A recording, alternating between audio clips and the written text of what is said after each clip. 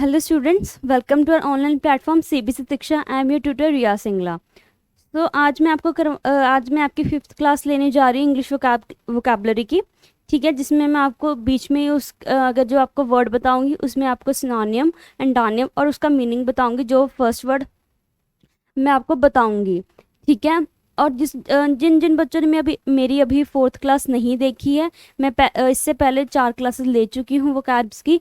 ठीक है, आप जाके वो ज़रूर चेक कीजिएगा, मेरी फर्स्ट 4 क्लासेस. ठीक है, और मैंने सब बच्चों को बोला हुआ है कि आप अपनी एक नोटबुक बना लीजिए जिसमें आप अपने वोकैब्स के साथ वर्ड्स लिख सकें.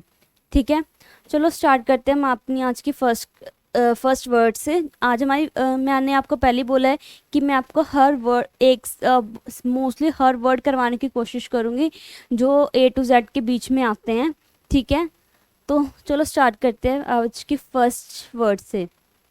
इंस्पायर, इसका मीनिंग क्या है? इंकरेज. इसका मीनिंग क्या है? इंकरेज. ठीक है, इसका सिनोनियम क्या है? Motivate and promote. इसका सिनोनियम क्या है? Motivate and promote. और इसका एंटोनियम क्या है? बोर एंड काम. इंस्पायर, पहली बात ये बता दो, जो सिनोनियम होता है वो इसके सिमिलर होता है. सिमिलर वर्ड को सिनोनियम बोलते हैं. ठीक है, कि अगर हम इंस्पायर नहीं यूज़ करें उसकी जगह हम मोटिवेट और प्रमोट भी यूज़ कर सकते हैं. एंटोनियम हमेशा इसका क्या होता है? ऑपोजिट.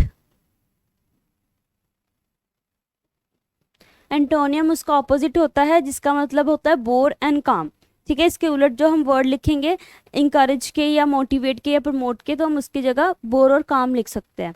इंस्पायर का मतलब क्या होता है? अगर किसी चीज़ से प्रभावित होना. हम कहते हैं ना कि अगर जैसे हम किसी से मोटिवेट हो रहे हैं, अगर वो अच्छा काम कर रहा है, अगर हम उसको भी देखें तो उससे भी हम मोटिवेट हो रहे हैं. ठीक है ना, वो चीज़ क्या होती है? उसको क्या बोलते हैं हम? इंस्पायर. ठीक है, तो इसका एंटोनियम क्या है? बोर.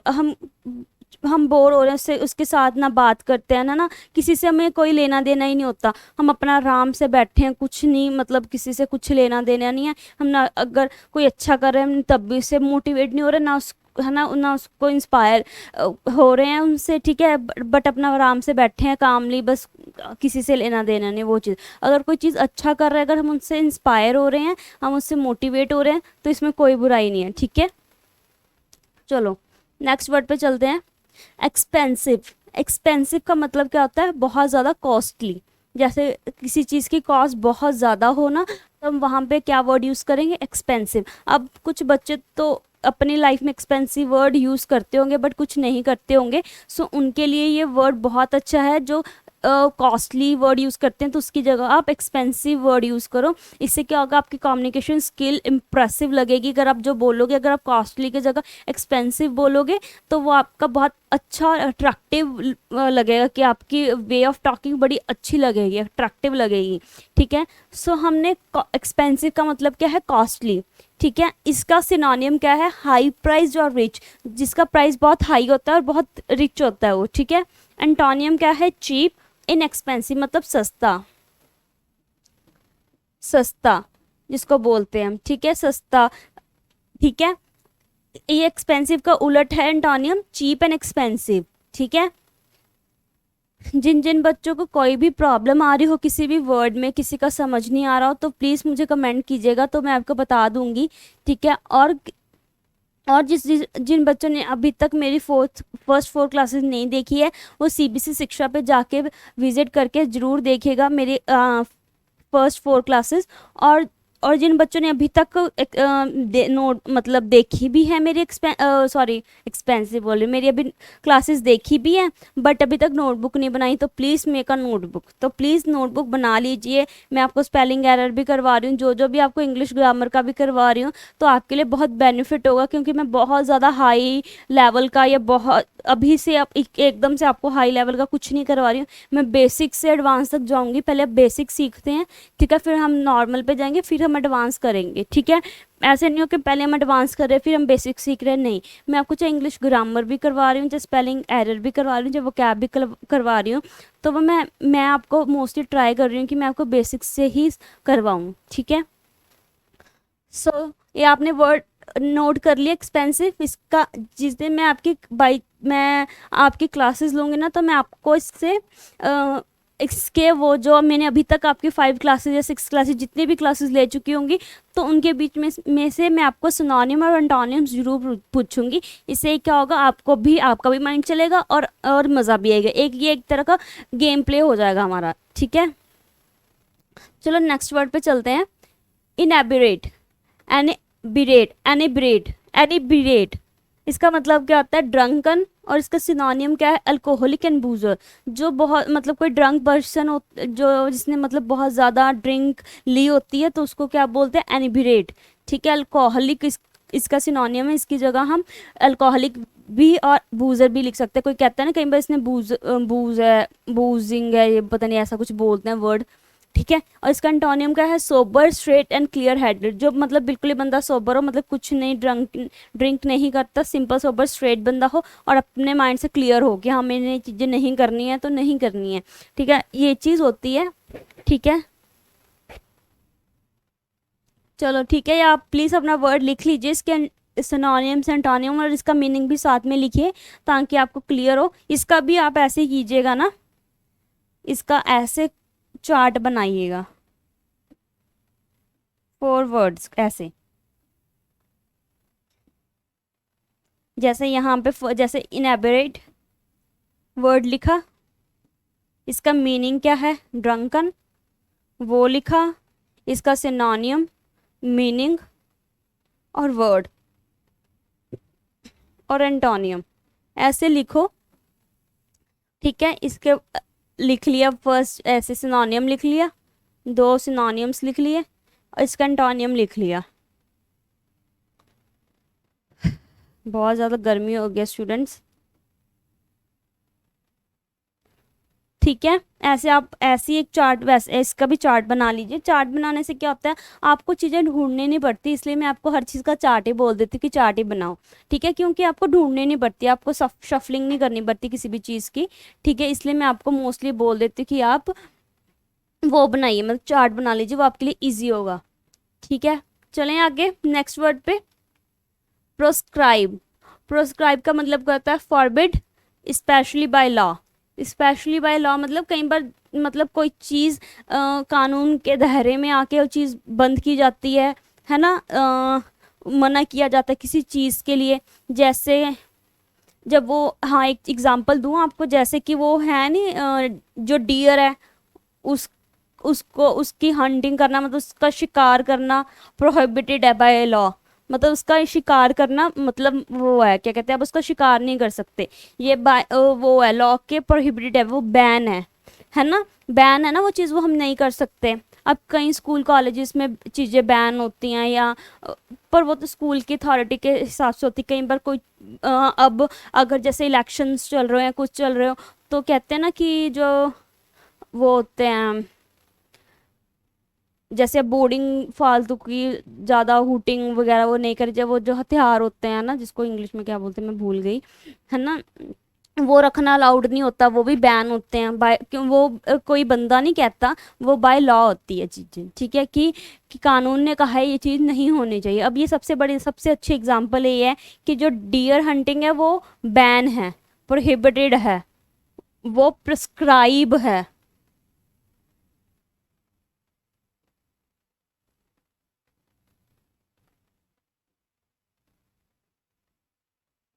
ठीक है ना।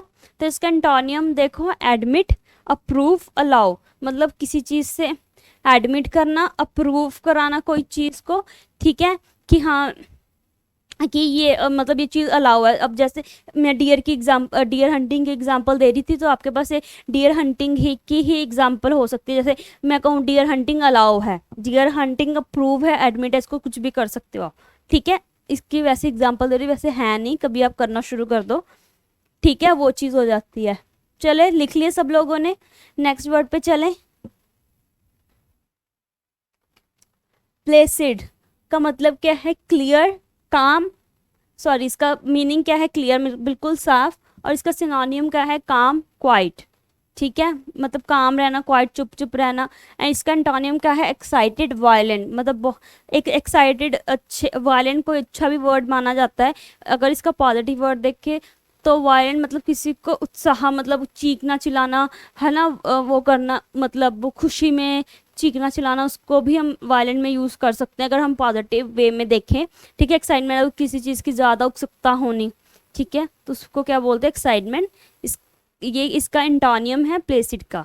ठीक है, एक जगह होता है कि सिनोनियम होता है कि बिल्कुल शांत चुप रहना, और दूसरी तरह एक्साइटमेंट रहना, वायलेंट रहना, वो चीज़। ठीक है, नेक्स्ट वर्ड पे चलते हैं, प्रिडिक्ट। प्रिडिक्ट, और मैं आपको ये बात बताना चाहती हूँ कि जो बच्चे अभी जो बच्चे अपनी मतलब इम्प्रूव और करना चाहते हैं वो वो प्लीज़ न्यूज़पेपर ज़रूर पढ़िएगा। न्यूज़पेपर आप Hindustan times, the Tribune, times of India, ये पढ़ सकते हो। ये इनकी लैंग्वेज थोड़ी ठीक होती है, द ट्रिब्यून की, द हिंदुस्तान टाइम्स की ठीक होती है। द टाइम्स ऑफ इंडिया थोड़ा सा ज़्यादा नहीं कह सकते, बट थोड़ा सा डिफ़िकल्ट होता है। मतलब अगर द ट्रिब्यून और द हिंदुस्तान टाइम की, सॉरी, हिंदुस्तान और उसकी बात करें तो इनकी लैंग्वेज मोस्ट प्रोबेबली जैसे 60% मतलब इसकी 90% ईजी होती है ना। जो टाइम्स ऑफ इंडिया है उसकी समझ लो 60% पे है वो जैसे द ट्रिब्यून और टाइम्स, हिंदुस्तान टाइम्स भी थोड़ा सा जैसे 80% पे है ना, तो इजी ट्रिब्यून की है, उसके बाद हिंदुस्तान टाइम्स की है, फिर टाइम्स ऑफ इंडिया की है। मतलब जो न्यूज़पेपर डेली पढ़ते हैं, जिनको हैबिट बन चुकी है टाइम्स ऑफ इंडिया की, उनको लगता है कि ये तो न्यूज़पेपर बहुत इजी है, कि हम मैम तो या हर कोई ऐसे बोलता रहता है कि ये पढ़ो ये पढ़ो। अगर उन्होंने थोड़ा सा भी डिफ़िकल्ट करना है, थोड़ा ज़्यादा डिफ़िकल्ट करना है, तो वो द हिंदू पढ़े। द हिंदू, ये इंग्लिश न्यूज़पेपर है, ये पढ़ो। इससे आप इसकी थोड़ी जो लैंग्वेज है थोड़ी सी डिफ़िकल्ट होती है। इससे आपको वकाब आपकी समझने में थोड़ी सी, जो बच्चे पहले हिंदू मत पढ़ना, तो आपको न्यूज़पेपर पढ़ना आपको लिए बोरिंग हो जाएगा, आप न्यूज़पेपर नहीं पढ़ोगे। ठीक है, पहले आप ये द ट्रिब्यून, हिंदुस्तान टाइम्स ये पढ़ो, फिर तो आपके लिए ईजी हो जाएगा। ठीक है, चलो आगे पढ़ते हैं। फिरोशियस। फिरोसियस, तो इसका मतलब क्या है? वेरी अग्रेसिव एंड वायलेंट, जो बहुत गुस्सा करता है और वायलेंट करता है। वायलेंट मतलब बहुत गुस्से से मारना किसी को, ना, वायलेंट हो जाना, है ना, पीटना लोगों को, वो चीज़ हो जाती है। ठीक है, इसका सिनोनिम क्या है? क्रूअल और ब्रूटल, बहुत जिद, बहुत क्रूअल्टी दिखाना। कहीं क्या कहीं करते हैं ना कि कई जेंट्स होते हैं वो लेडीज़ के ऊपर या वुमेन्स के ऊपर मैंस हाथ उठाते हैं, जो कि बहुत गलत है, वो चीज़ करते हैं ना, उसको वो चीज़ इसके अंदर आती है। उसको जैसे उस बंदे को क्या बोलते हैं हम? फिरोशियस। क्या बोलते हैं? फिरोशियस। ठीक है, और ब्रूटल, कहीं पर एक बार आपने न्यूज़ सुनी थी कि एक लेडी ने बहुत ब्रूटली एक डॉग को मारा, सुना था? वो ब्रूटली वर्ड ये वाला था कि बहुत बुरी तरह मारा पीटा, उसकी डॉग की डेथ ही हो गई।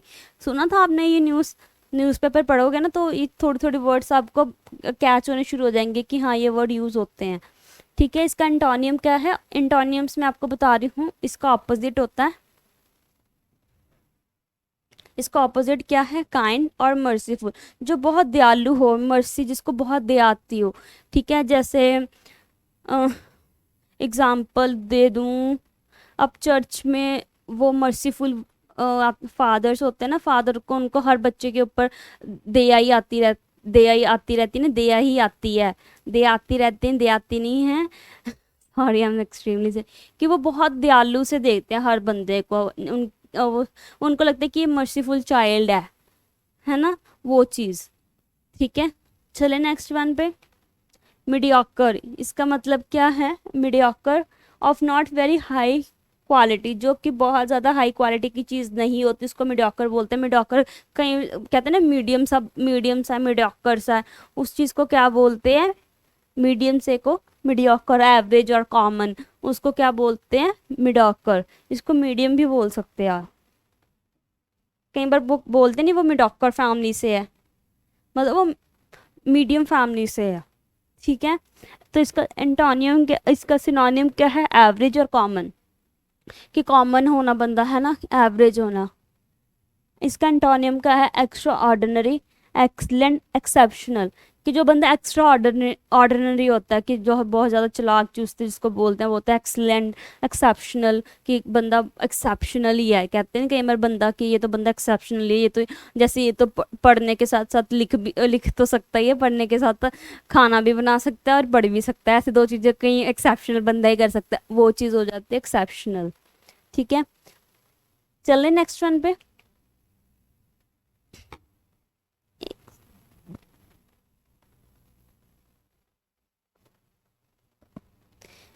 आगे वर्ड है कॉन्फिस्केट।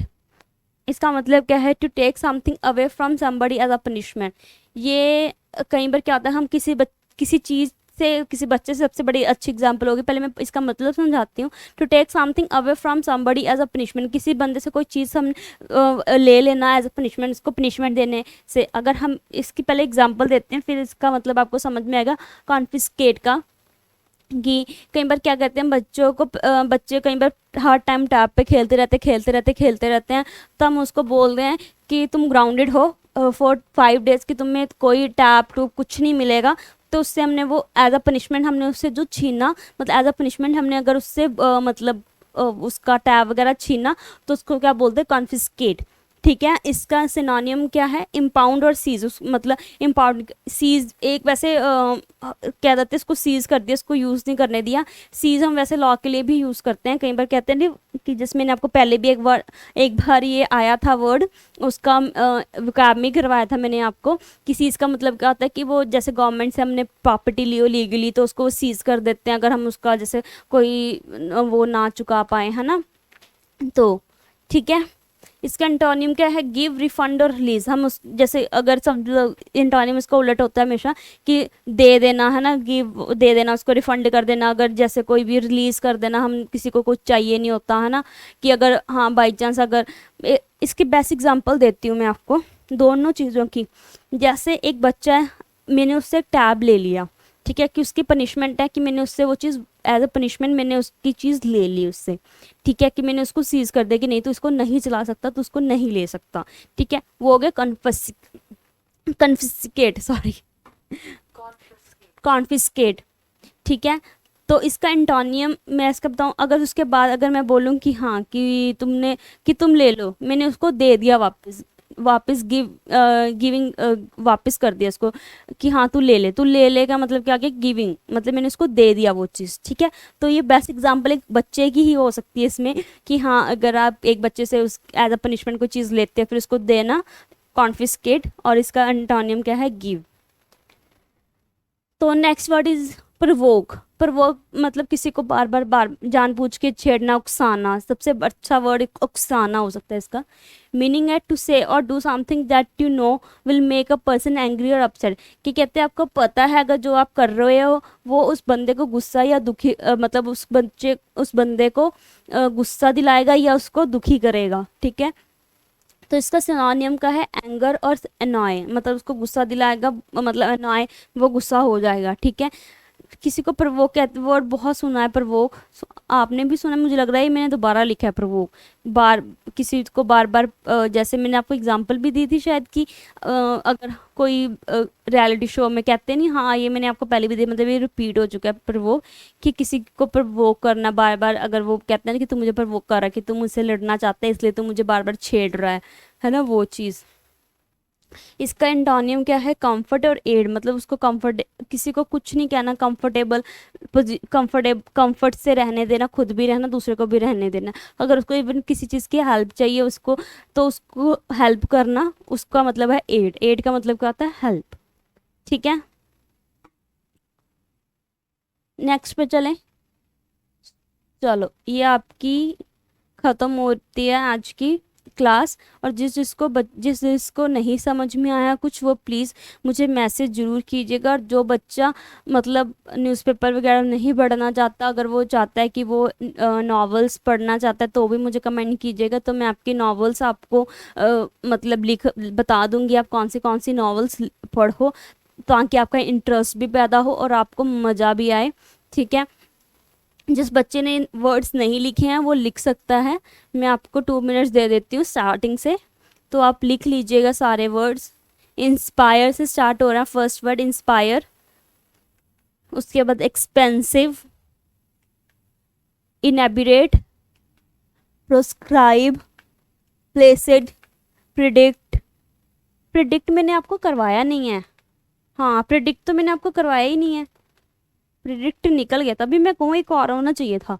प्रिडिक्ट का क्या मतलब होता है? To say that something will happen in the future, कि ऐसी चीज़ किसी बंदे को कहना कि जो कि फ्यूचर में हो सकती है। To say that something that will happen in the future, कि जो फ्यूचर में हम प्रिडिक्ट करते हैं। सबसे अच्छी एग्जांपल मैं इसको बताऊंगी, जैसे फोरटेल और फोरकास्ट वेदर करते हैं ना हम, है ना। सबसे अच्छी एग्जांपल तो वो है। अगर आपने स्लैंग लैंग्वेज में एक जानना चाहते हैं, प्रिडिक्शन, वो भविष्यवाणी भी तो करते हैं ना, उसको भी प्रिडिक्शन ही बोलते हैं। कि जो झूठी भविष्यवाणी पहले लोग कर देते हैं ना, उस चीज़ को भी क्या बोलते हैं? प्रिडिक्शन।